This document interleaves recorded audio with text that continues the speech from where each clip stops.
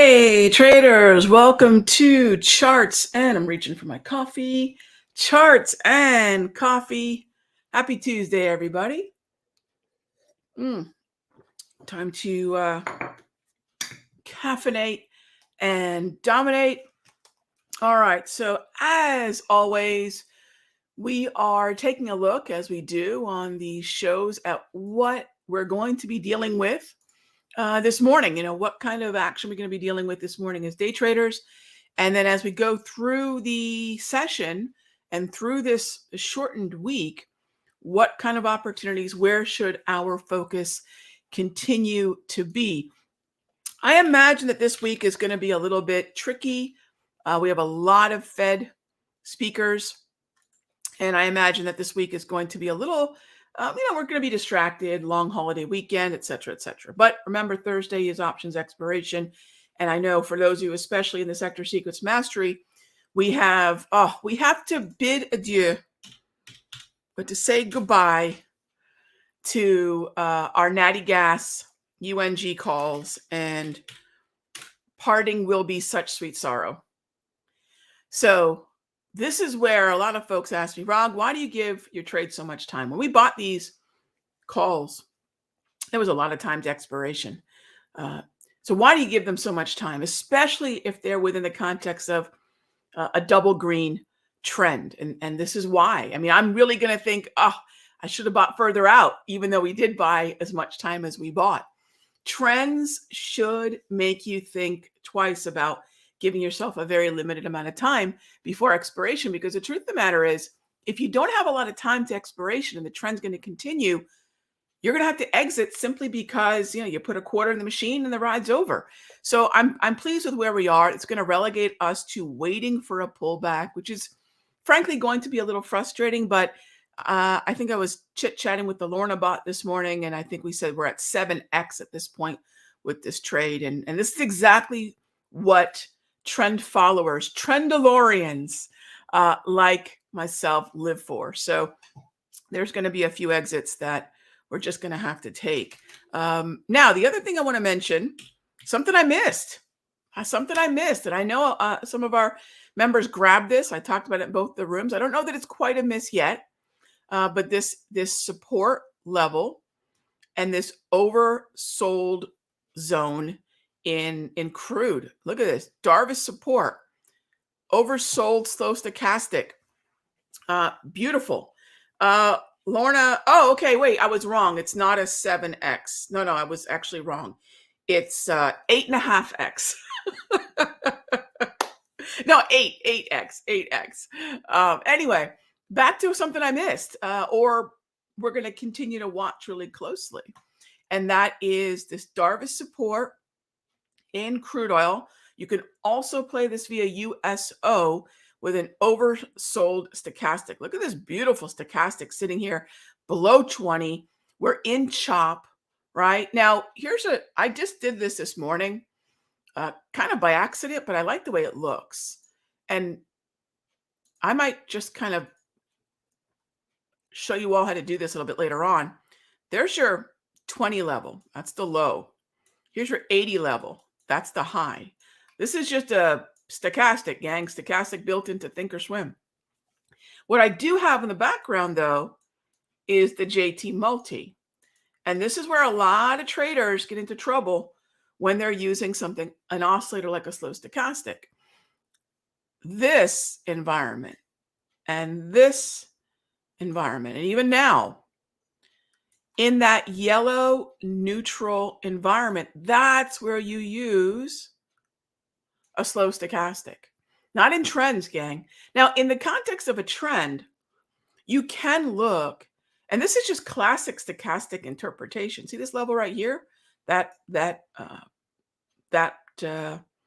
test and subsequent bounce, and even this right here, stochastic sort of moved higher and got rejected, moved lower, got rejected, even crossing through this halfway mark on the slow stochastic does tell you quite a bit about support, resistance, and momentum. So there's a lot of things you can do with a slow stochastic, but preferably within the context of chop And even within the context of trend, if you're wondering, could the trend continue even after a small pullback? Are we above or below the 50? There's a lot of cool things you can do with a 21.3 slow stochastic built into, I'd say, 99% of platforms out there. This is Thinkorswim. Now, the secret sauce is this, and it's not so secret because I'm going to give it to you. 21K 3D 80/20. Put that midline in there if you can. And then, that neutral trend is really where it does very well. And that's exactly what is and seems to be holding with the Darvis, right? You use the automated support and resistance of the Darvis 2.0. If you do not have the Darvis 2.0, head on over to countdowntrader.com. What is it looking at? It's looking at these swings, right? It's looking at these, call them swing high, swing low. They're actually, the technical term for them is a minor high and a minor low. But a lot of people just sort of go, a minor what, Rog? Yeah, exactly. So we'll just say swing. But it's actually a minor high and a minor low. And if you want something that's going to identify support and resistance, the lines, not the signals. By the way, those of you that have Darvis 3.0, the evolution of this tool, that's a premium tool. But the free version, the Darvis 2.0, is available over at countdowntrader.com. All right, so check that out. Don't run out and buy an indicator. You don't have to. We gave you a lot of great stuff for free within the TradingView platform, and also for Thinkorswim and for TradeStation. Thinkorswim and TradeStation over at countdowntrader.com. All right, so that is sort of where my head's at. I continue to not be concerned about whether the equity markets are up or down. We are just going to continue to play the inflation narratives, the energy narrative, following the trends that are out there right now. Starbucks was one of them. Starbucks was one of those trades that really tested the mettle of a lot of traders saying, how long is this going to take? This is why we put time on our side, right? You wait for look at this sea of red. I know I changed the way the JT looks, but how much more? Look at how gorgeous that looks. Do I care about this oversold slow stochastic? Not a bit. It's a downtrend, right? It's a downtrend. So beautiful double red downtrend, corrected into the wave. We gave ourselves time. We were patient, right? Now, please remember, and I was talking to our mastery folks about this yesterday, it is a squiggly line between patience and denial if you don't understand where the point of validity is. All right. As always, though, gang, this show is about your questions. I wanted to give you a really good look at where we're at, where our focus is at. And let's dive into the best part of our show, and that is you all. All right, getting to it. Julian, RH, I just saw the pre-market on XLE, and it is up for our entry. That's the job, right? That's the job. So let's see what happens, right? We've been following this trend for some time, and I think when I win, that's our job. When I lose, it's my job to make sure that it doesn't completely offset our wins. So I'm glad to see it, Julian, and we're going to continue to see strength, I believe, in those corners of the market. XOP, I think COP, our most recent foray into energies, where are we pre-market? You said we're going to be looking at a T1 on the open. So, this is where we're patient. And we trust the trend that is revealed by the JT is the path of least resistance. So I love it. Hey there, Giancarlos. Thanks for the question, Julian. Hey there, Giancarlos. New Sector Secrets member. Awesome. Awesome. Professor. I love that. We, it's funny. We call our jiu-jitsu senseis, our jiu-jitsu teachers, professors. That tickles me. Can we watch XLV and PFE? I love XLV. It's the strongest corner of the S&P. It's the strongest corner. So if we're getting a pullback today, I absolutely want to find, well, let's do it this way. Let's go into the multi, right? I'm going to talk about the multi quite a bit going into next month. So gang, this is the absolute best way to visually Look, old school is taken on maybe a bad connotation, maybe one where people want the new and the shiny. Gang, there is nothing like looking at the charts that you potentially will trade together, grouped by their connection to one another, which is what high concentration weighted ETFs and sectors are doing. Now, I think ETFs and sectors are getting far more popular. People are starting to understand this. This is my specialty. This is what I focus on. This is how I teach you to build watch lists.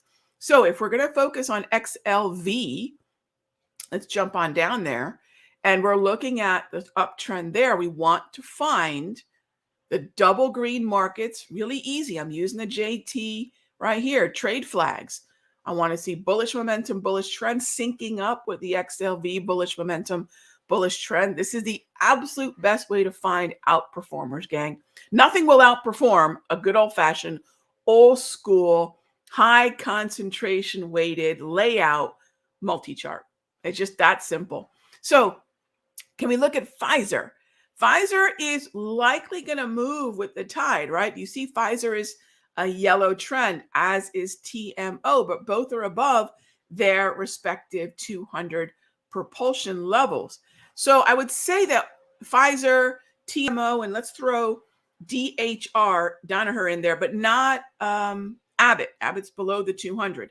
So those three are above their 200, but they're neutral trend. The overall tide should pick these boats up, but please know they're lagging. That one, those three are lagging in comparison to the double greens on this layout. All right. So I like the setup. I don't have a problem with it.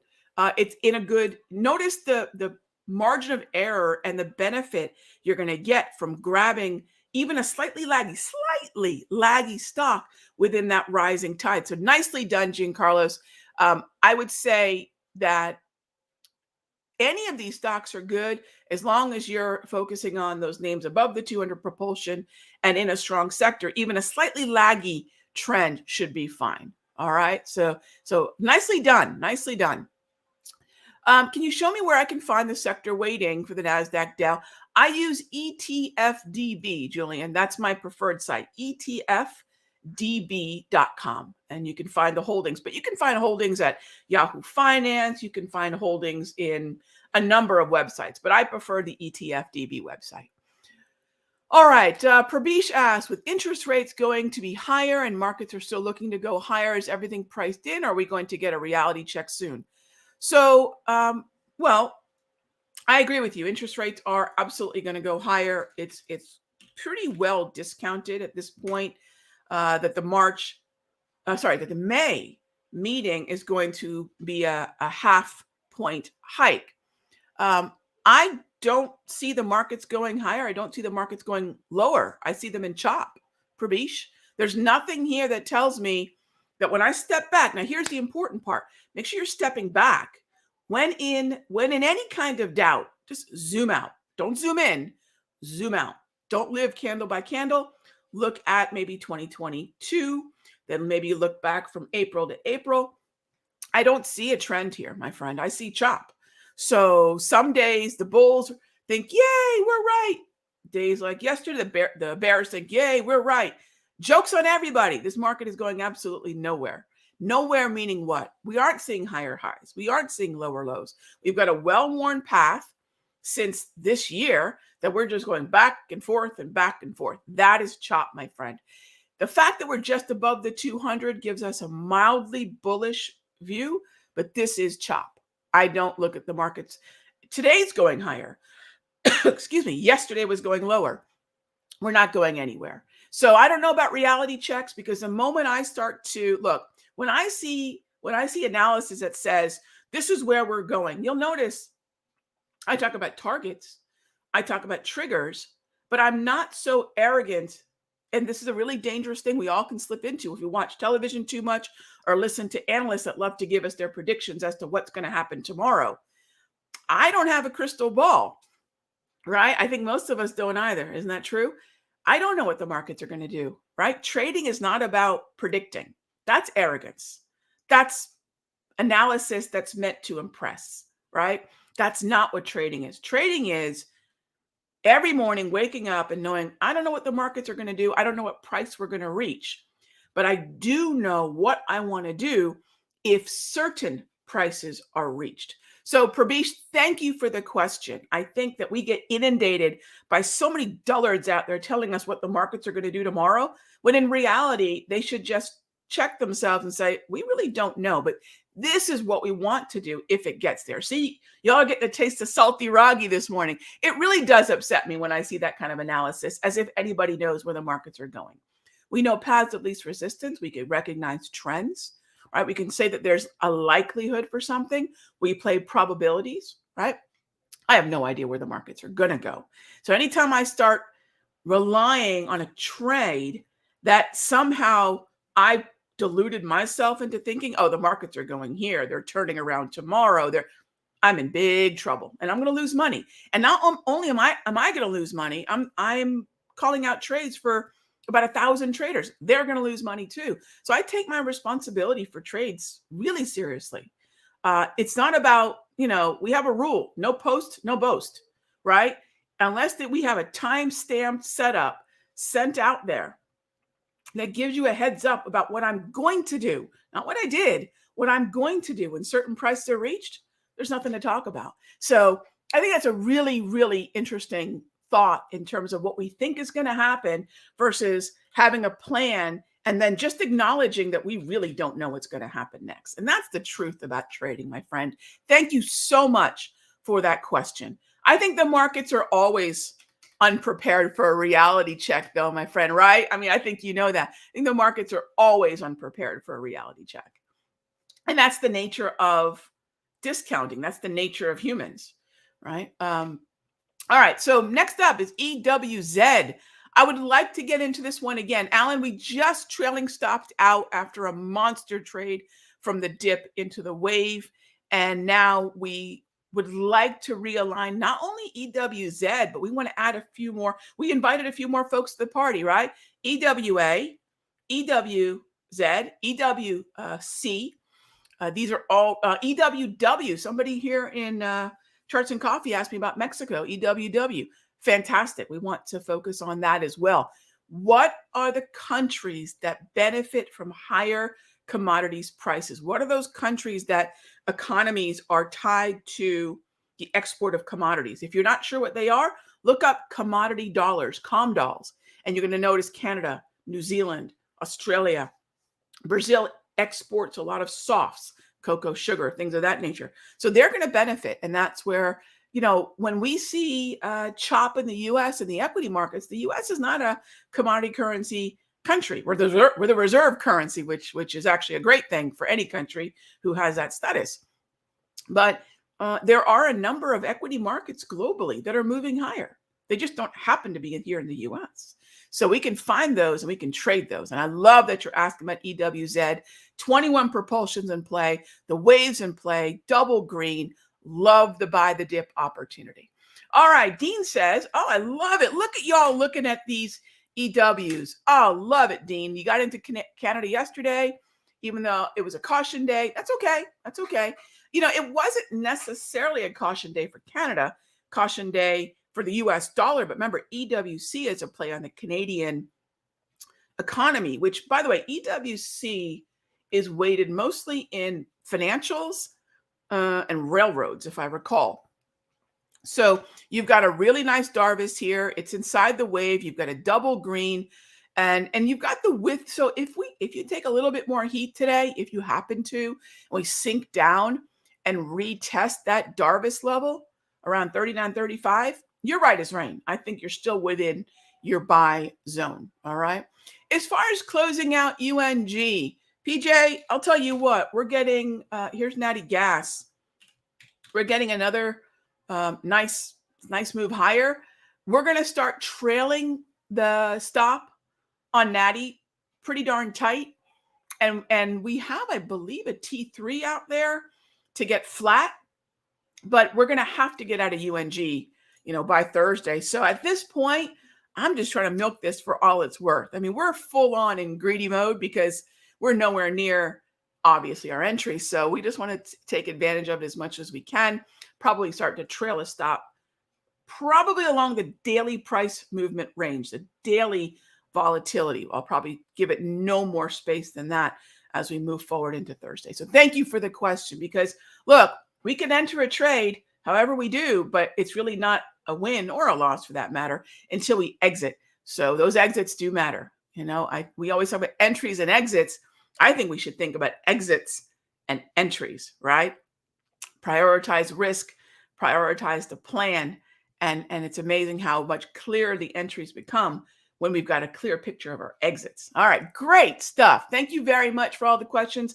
Thank you for joining me for Charts and Coffee, gang. Caffeinate and dominate. I will see you all tomorrow, same time, same station. And in the meanwhile, gang, be good to each other. I'll talk with you soon.